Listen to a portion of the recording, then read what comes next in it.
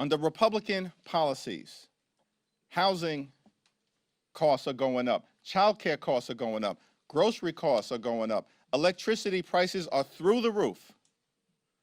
And now, because of the Republican refusal to extend the Affordable Care Act tax credits, tens of millions of Americans are about to experience dramatically increased health care costs. In some cases, their health insurance premiums will increase by $1,000 or $2,000 per year. That is unacceptable.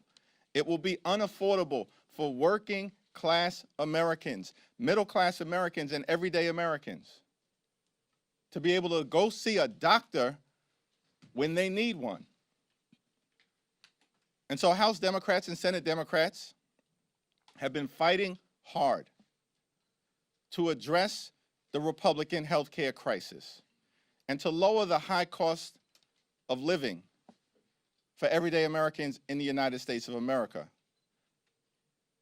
Because the reality is, America is too expensive. And far too many people are struggling to live paycheck to paycheck. They can't thrive, they can barely survive. And that's why Democrats have been waging this fight. And we'll continue to wage this fight. No matter what comes over to us from the United States Senate to the House of Representatives at some point this week. Our position as House Democrats has been crystal clear. We will sit down with any Republicans, anytime, any place, anywhere, in order to find a bipartisan path forward, but we're not down with their my way or the highway approach to governance. That's failed the American people. It's been a disaster for the American people, and the American people know it, which is why last Tuesday, Republicans all across the country got wiped out. One of the most decisive off-year elections ever in modern American history. And so as House Democrats, we know we're on the right side of this fight, the right side of the American people. And we're not going to support a partisan Republican spending bill that continues to gut the health care of the American people. And we're going to continue the fight to extend the Affordable Care Act tax credits. And if it doesn't happen this week, next week, this month, next month, then it's the fault of Donald Trump, House and Senate Republicans, who continue to make life more expensive for the American people. Questions?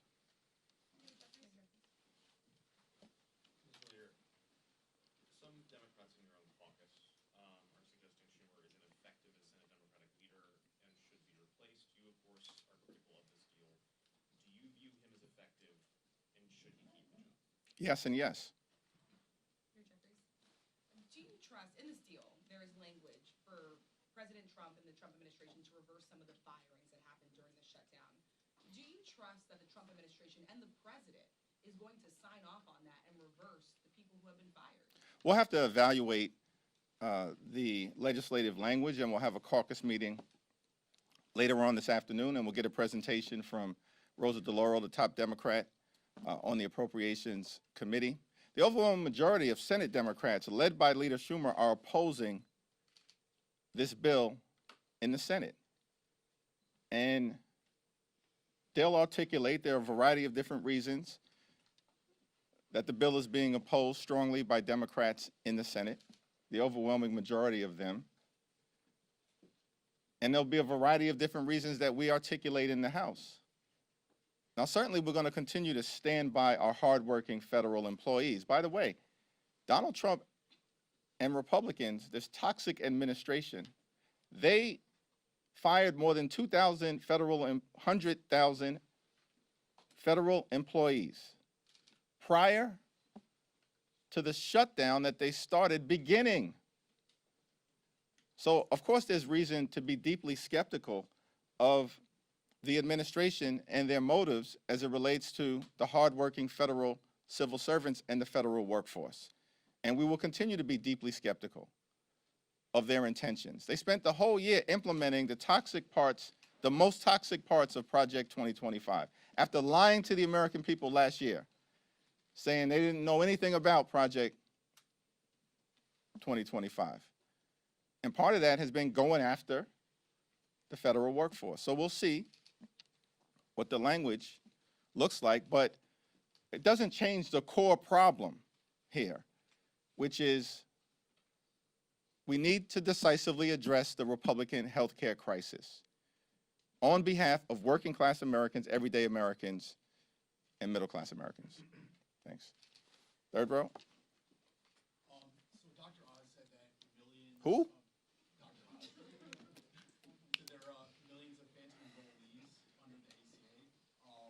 Is that being looked at as it possibly makes it so that people that are on the ACA are paying more, inflating the numbers? That's like the most random way to start a question on a serious topic. Nobody who's serious in this country takes Dr. Oz seriously. No one. And I mean, it's shocking that the guy even was confirmed. But this is part of the reality of Republicans here in the House and over in the Senate. They're nothing more than a rubber stamp for Donald Trump's cruelty and extreme agenda. Are the phantom enrollees being addressed, though? I have no idea what Dr. Oz is talking about, and neither do the American people. Now, with respect to the Affordable Care Act, here's what I do know. That Republicans have tried to repeal the Affordable Care Act more than 70 different times in the last 15 years. They don't operate in good faith when it comes to the health care of the American people. And of course, as Democrats have repeatedly indicated, we're open to sitting down and having a bipartisan conversation about how to fix our broken healthcare system overall.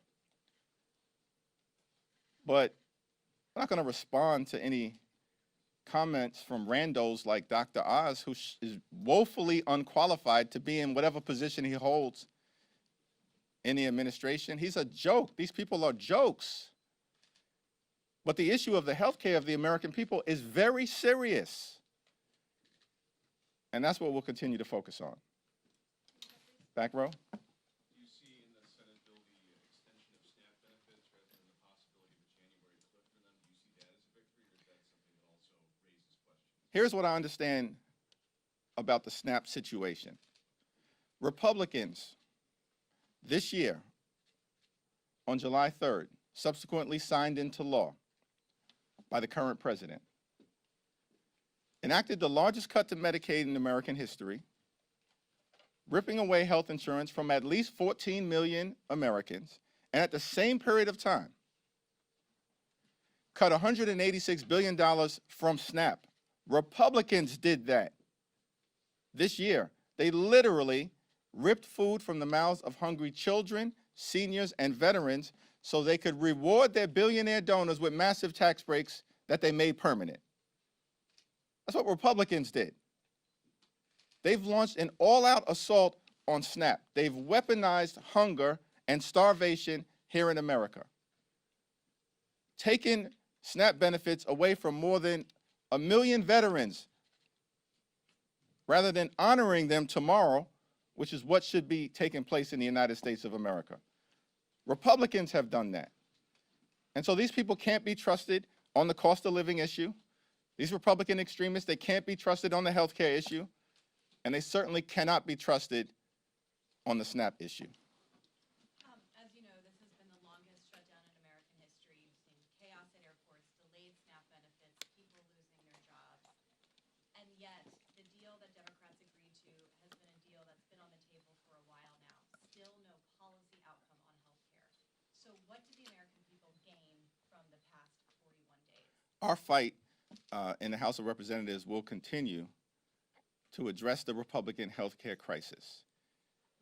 We'll continue that fight today, tomorrow, this week, this month, next month, this year, next year. We're going to continue that fight to fix our broken health care system and lower the high cost of living for the American people. And the American people know that we're on the right side of this fight. It's part of the reason why you saw decisive Democratic victories last Tuesday and crushing Republican losses all across America. In Virginia, in New Jersey, in New York, in Pennsylvania, in California, in Mississippi, in Georgia, across the country, up and down the ballot.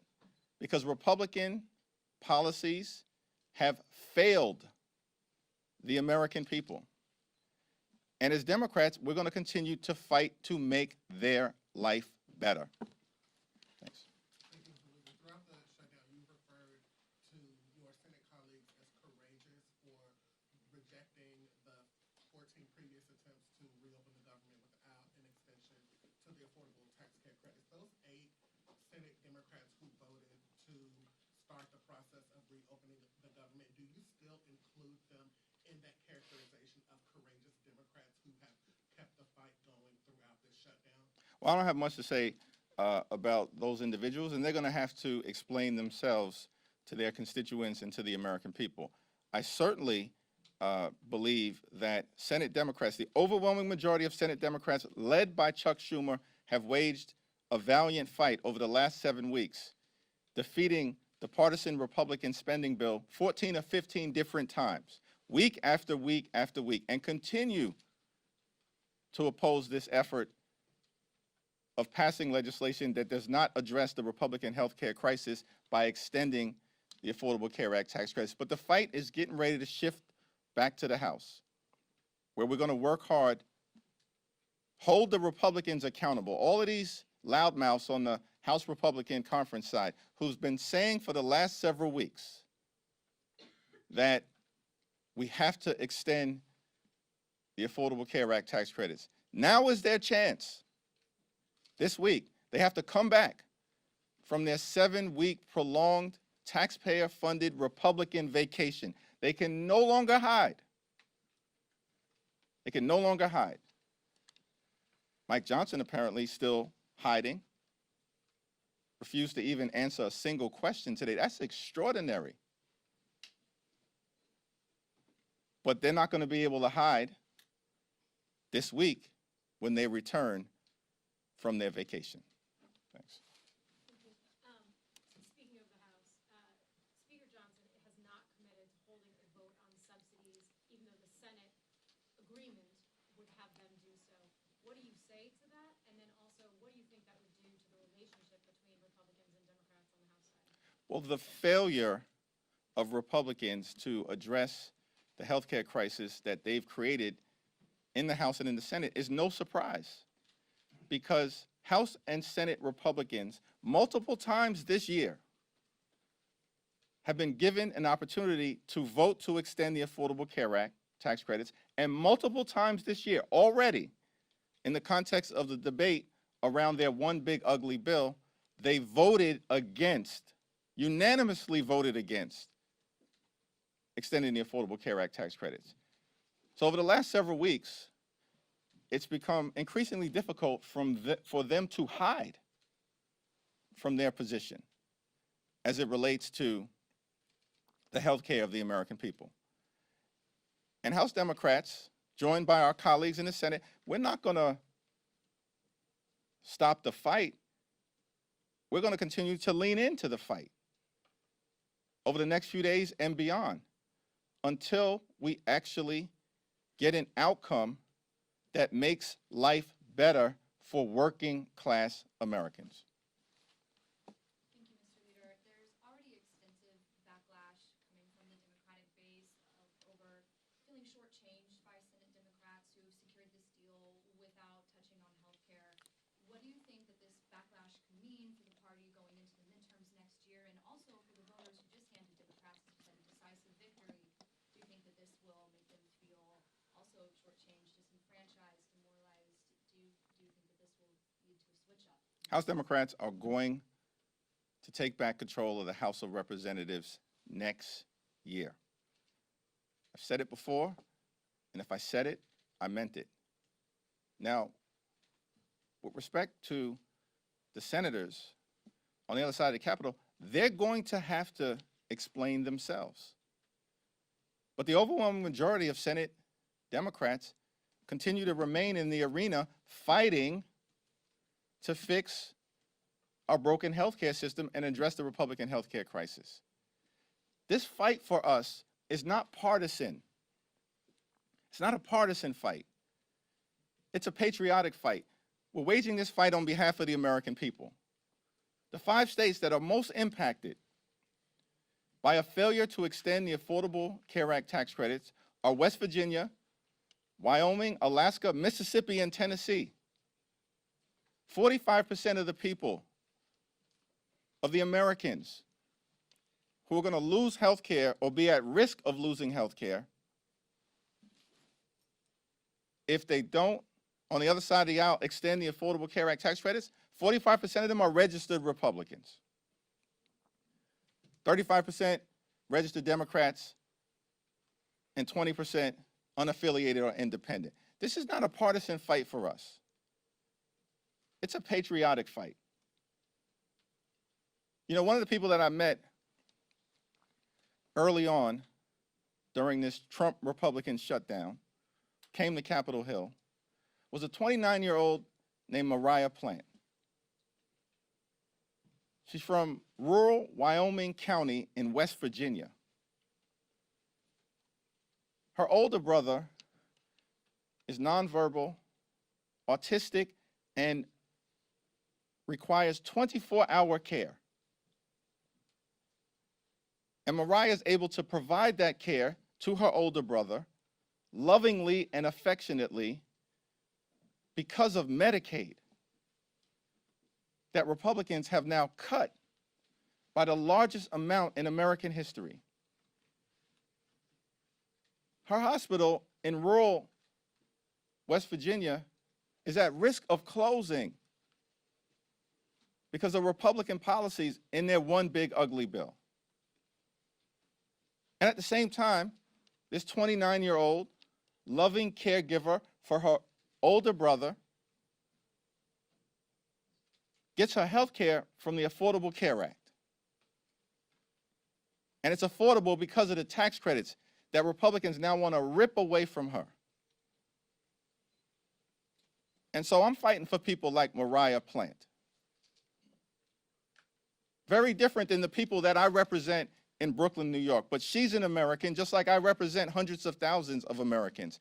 And that's what House Democrats are doing. We're fighting for the American people. Thank you, Leader Jeffries. Have you spoken to your Democratic colleagues in the Senate who voted to reopen the government? And if so, what do you make of the argument that Republicans would not discuss health care during the shutdown, so they said there's no choice but to vote yes?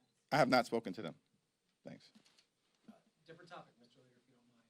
President Trump announcing widespread pardons for the group of people that were involved in providing alternate electors, as they called it, for the 2020 election. And he also has allegedly received a commutation request from Ghislaine Maxwell. Just wondering about your thoughts about the way the president has handled his pardon power, especially given how critical he was of President Biden. Well, Donald Trump, in terms of the exercise of his pardon power and commutations, is completely and totally out of control. Like, he can find the time to pardon a serial fraudster like George Santos, but can't find any time to sit down with Democrats on Capitol Hill who represent half the country in order to address the healthcare crisis that Republicans have created. That's devastating people in urban America, rural America, working class America, small town America, the heartland of America, and black and brown communities throughout America. And so what we're seeing with these toxic pardons and commutations coming from Donald Trump is more of the same. And look, the American people know these extremists on the Republican side have gone too far. And the crazy part about it is that they went too far on day one of Donald Trump's presidency. And it's been downhill ever since. On day one of Donald Trump's presidency, this guy pardons hundreds of violent felons who brutally beat police officers, 140 of whom were seriously injured. Life-threatening injuries in many cases. And then unleash these people on communities all across the country in ways that put those communities at risk. And what we've seen from Donald Trump since day one, since those toxic pardons of those violent individuals, is more of the same. From a person who promised to lower costs on day one, but doesn't give a damn about the American people. And what has taken place over the last 41 days is that the American people have seen Democrats fight for them, fight to make life better for them, fight to drive down the high cost of living for everyday Americans, and fix our broken healthcare system in the face of this overwhelming Republican assault on the healthcare of everyday Americans. And Republicans continue to stand up for the wealthy, the well-off, and the well-connected. Thank you, Leader. Whether fair or unfair, Leader Schumer is taking a lot of heat from members of your own party. Why do you think he is the right leader for this moment, and why do you think he should stay leader of Senate Democrats? Yeah, as I've indicated, listen, Leader Schumer and Senate Democrats over the last 7 weeks have waged a valiant fight on behalf of the American people. And I'm not going to explain what a handful of Senate Democrats have decided to do. That's their explanation to offer to the American people. What we're going to continue to do as House Democrats, partner with our allies throughout America, is to wage the fight, to stay in the Coliseum, to win victories in the arena on behalf of the American people, notwithstanding whatever disappointments may arise. That's the reality of life. That's certainly the reality of this place. But we're in this fight for all the right reasons, because the extremism that has been unleashed on the American people is completely and totally out of control. Life hasn't gotten better for everyday Americans under Donald Trump and compliant Republicans. It's gotten worse. And the American people know it. And we've got to continue to stay in this fight until we end this national nightmare. And that's our commitment to the American people. We're in this fight until we end this national nightmare and can get back to a place where we continue America's long, necessary, and majestic march toward a more perfect union. Thank you.